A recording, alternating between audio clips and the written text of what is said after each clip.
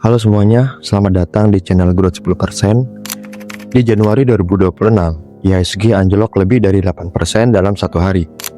Trading halt diberlakukan dan di mana-mana orang panik. Kalau kamu lagi nonton video ini, mungkin portofolio kamu lagi merah.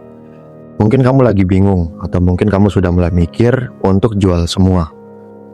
Gue minta satu hal dulu sebelum kamu lakuin apapun itu. Tonton video ini sampai habis, biar insight yang kalian dapetin gak setengah-setengah. Dan di video ini kita nggak akan bahas prediksi IHSG kapan naik, karena nggak ada yang bisa jawab itu dengan pasti. Yang akan kita bahas adalah sesuatu yang jauh lebih penting. Gimana cara kamu bersikap di tengah kondisi seperti ini?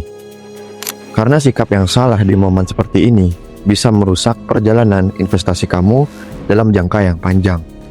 Sekarang kita mulai pembahasannya.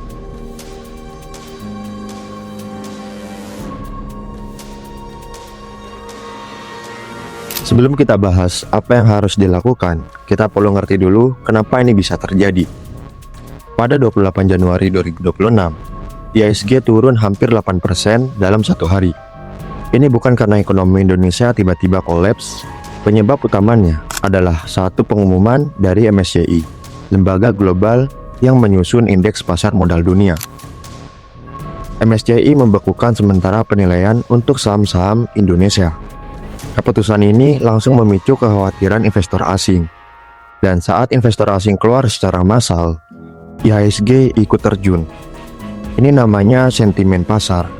Bukan karena perusahaan-perusahaan di bursa yang tiba-tiba jadi jelek, tapi karena pasar bereaksi terhadap ketidakpastian. Dan ini pelajaran pertama yang penting. Pasar saham itu bukan cerminan ekonomi hari ini, tapi cerminan ekspektasi dan emosi jutaan orang sekaligus. Nah, di kondisi seperti ini, ada beberapa kesalahan yang paling sering dilakukan oleh kebanyakan investor pemula.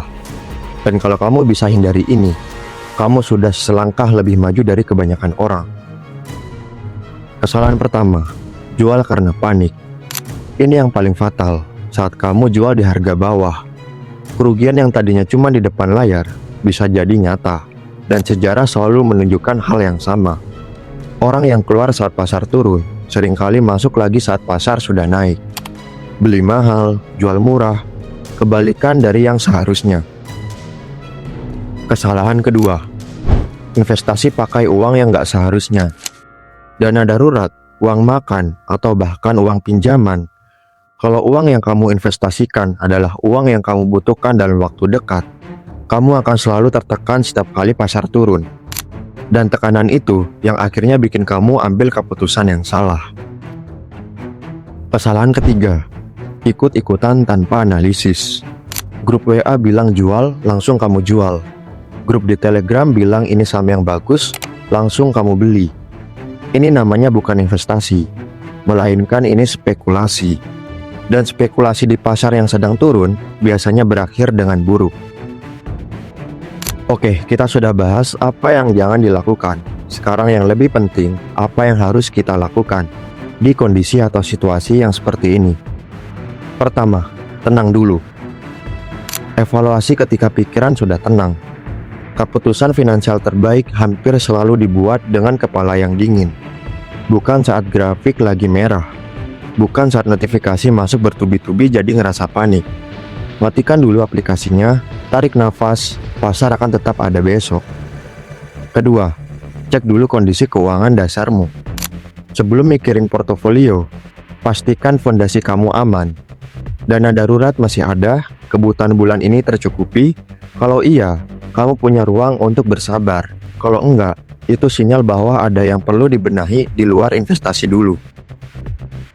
Ketiga, anggap ini kesempatan, bukan bencana. Ini yang membedakan investor jangka panjang dari yang lain.